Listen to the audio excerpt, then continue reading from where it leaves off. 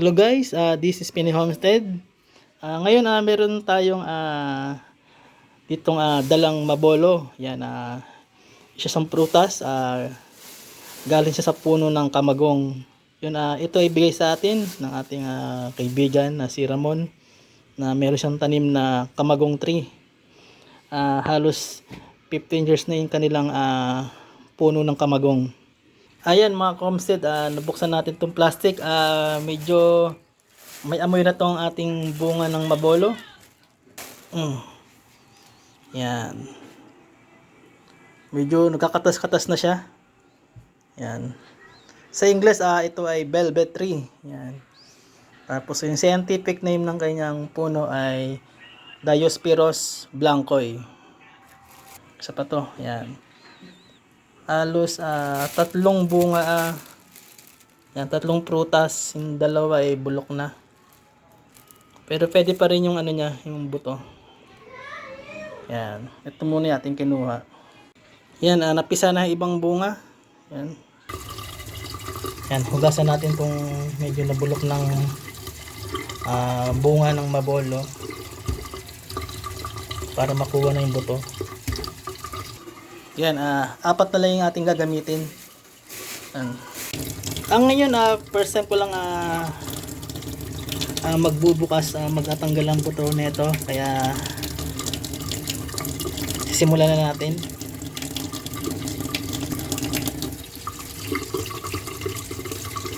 Ito siya mga homestead. Malaki-laki, para siyang buto ng kasoy, no?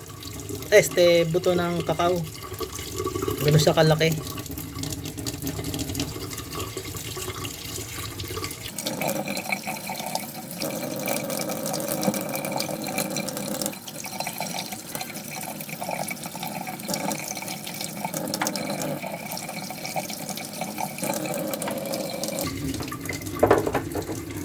Yan guys, dito sa isang bunga na binuksan natin, ang nakuha natin buto is umabot siya ng 8 buto ng mabolo. Ngayon kukuha pa tayo sa isa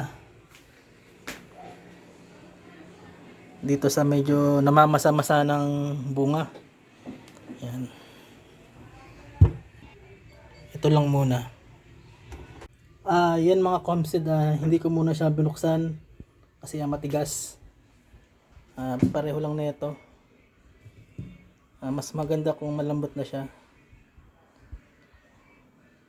I think ito yata yung mas okay kung lang buksan natin.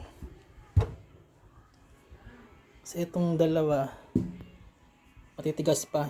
Yan. Hindi pa siya overripe. Kailangan kasi overripe. Ito, yan, napipisa-pisa ko na siya. Pwede na siyang pwede nang kunin yung buto. Yan, kapag malambot na. Yan.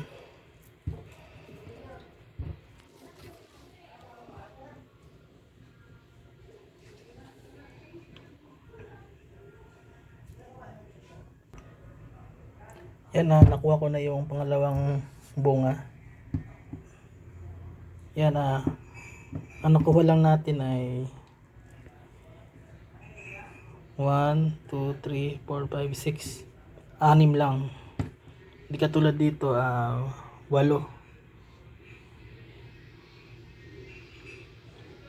Ayan, mga homestead, yun, nakuha nating mga buto ay nasa 16. 16 seeds sa dalawang prutas ng mabolo. At meron pa tayo ditong extra na dalawang mabolo fruits, pero hindi pa siya ganun kahinog.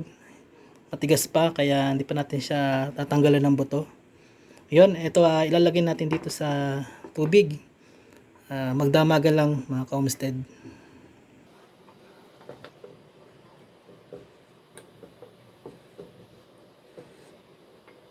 After neto, kinabukasan itatanim na natin to sa paso.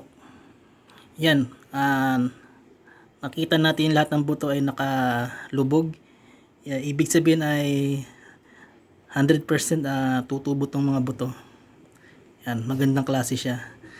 Ito yung ating first time na mag-germinate ng buto ng mabolo or kamagong. Ayan mga comsted, itatabi na natin to ngayon. Alright mga comsted, after na ating binabad sa tubig ng overnight, kukunin na natin itong mga buto ng mabolo. At dito natin papatubuin sa pasong maliit muna, temporarily, para ma-germinate natin.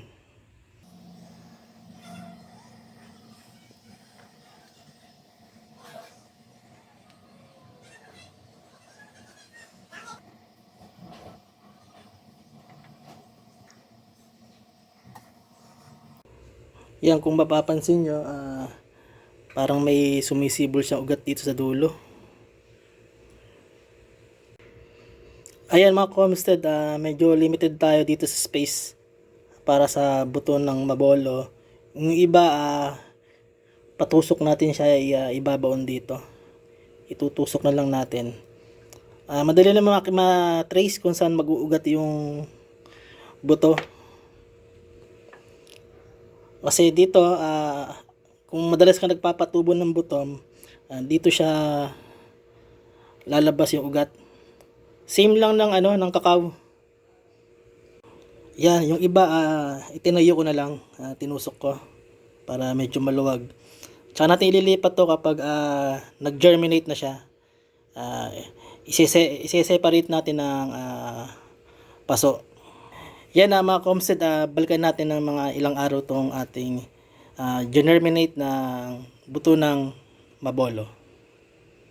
After 17 days, ito na nag-germinate na yung ating buto ng kamagong. Yan, kung makikita nyo, yan. May ugat na siya. Yan mga comsted. Ito rin. Yan. Ito pa isa. Halos lahat siya ay nag-germinate na. Kaya yan, update natin mga yan na guys, balikan natin ng mga after 30 days naman. Yan, kasi almost kalahati ng buwan bago siya nag-germinate. Yan. Ito 17 days na to na natin update. Kaya mga comsted, balik tayo ng 30 days sa ating kamagong seeds.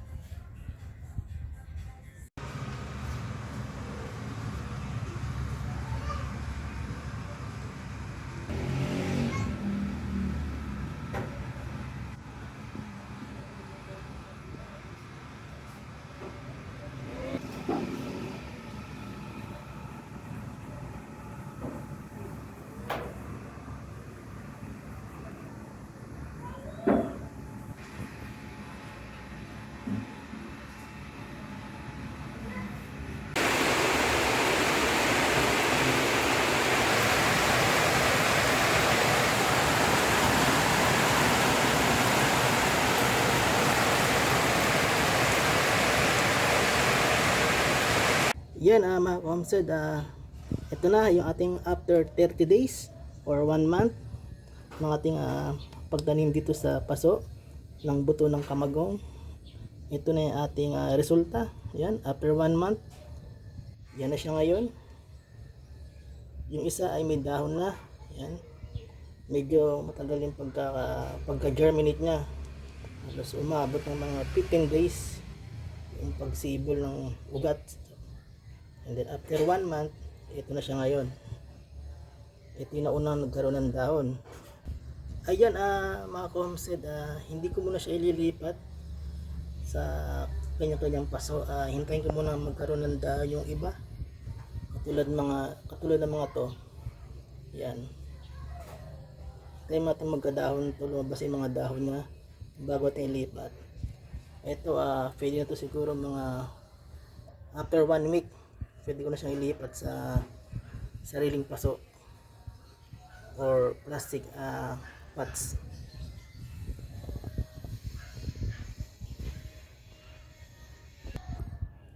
Ayan guys, ayan mga ka-homestead, ito yung ating part 1 na how to germinate kamagong seeds or tinatawag na mabolo seeds.